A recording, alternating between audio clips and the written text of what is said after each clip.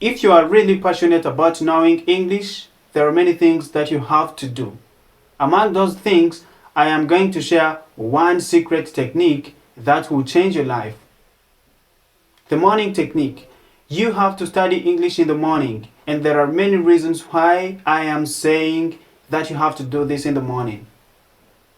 It has been scientifically proven that your mind or everyone's mind is fresh in the morning.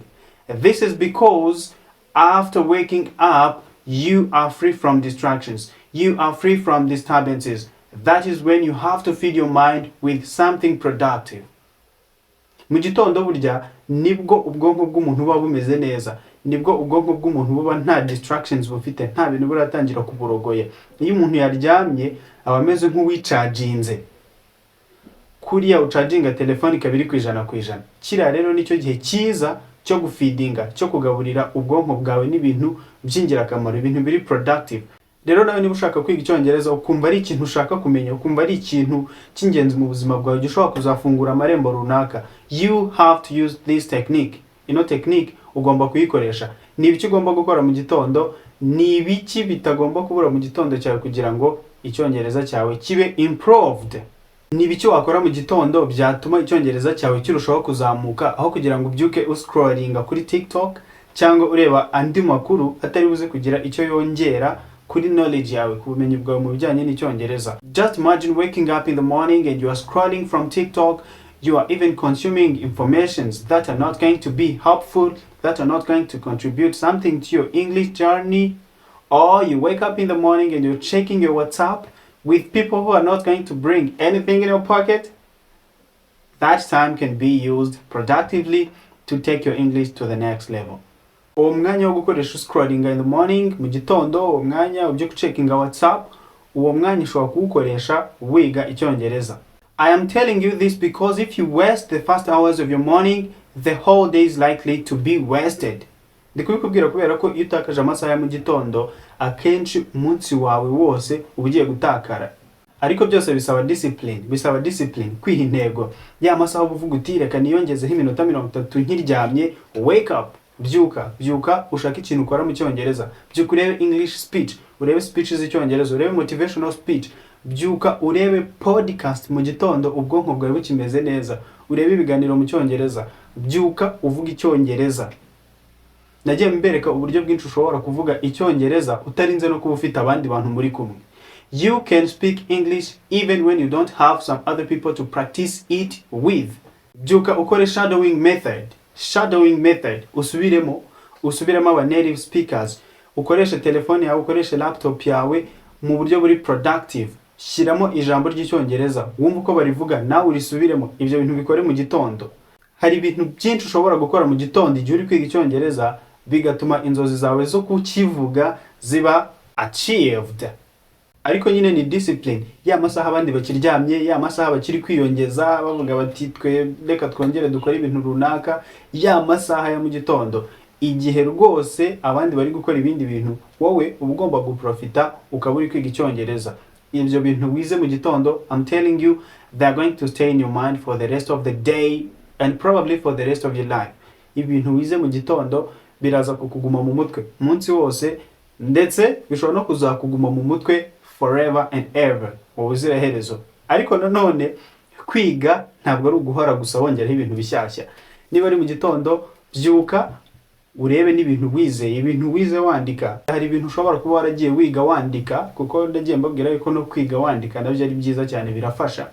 Ibyo bintu wanditse, vocabularies nshyashya, amagambo mashyashya, sentences nshyashya, phrases nshyashya, ibyo wize in the past days, wongera ubisome mu gitondo. Byuko ubisubiremo, urebe uvuga uti se ibi bintu narabifashe. Ubisubiremo over and over. Uko ugenda ubisubiramo mu gitondo niko bigenda byibika mu bwonko bwawe. Kwiga ntabwo ari uguhora gusa umuntu yongeraho ibintu bishyashya, ahubwo ni no kwibuka ibyo yize ukabishyira mu mutwe. Cause if you don't repeat, you are likely to forget most of the things that you used to know. Kuko iyo utagiye usubiramo ngo urebe ibintu wize mu minsi yashize, biba byoroshye yuko uzabyibagirwa. Rero koresha igitondo usubiremo ibintu byose wagiye wiga. I understand that this is not going to be easy, but as you get used to it, you will come to the point of understanding that it's a part of your life.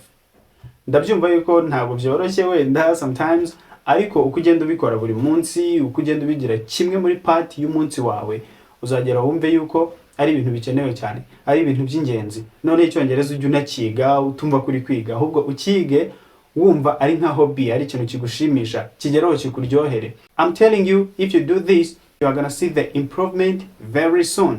Ndabizi yuko mu nzozi ufite no kumenya Icyongereza birimo, ni inzozi. Rero inzozi ugomba kuzifeedinga, ugomba kuziharanira, and you have to sacrifice something for your dreams. Ugomba kugira ikintu tamba kugira ngo izo nzozi zawe zigerweho. Rero tamba ya minota 15, ya minota 20, ya minota 30, or even an hour.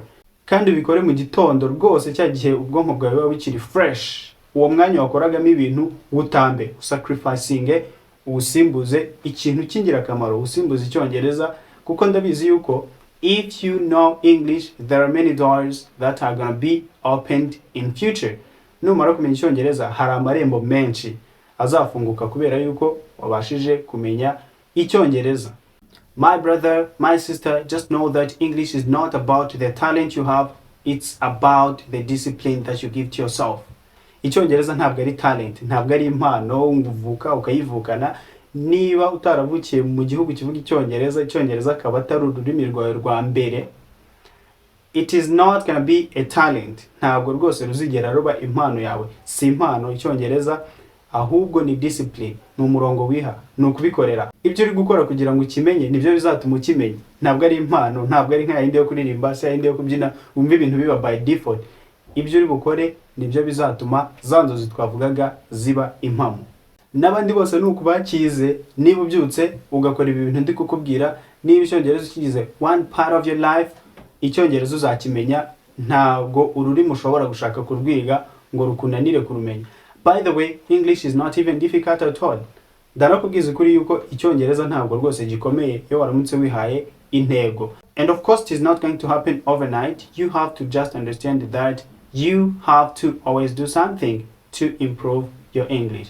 Ugomba kumva yuko gusa bitari ube ijoro rimwe, ugomba kubikorera, ugomba guhora wiha intego. Just use your morning wisely.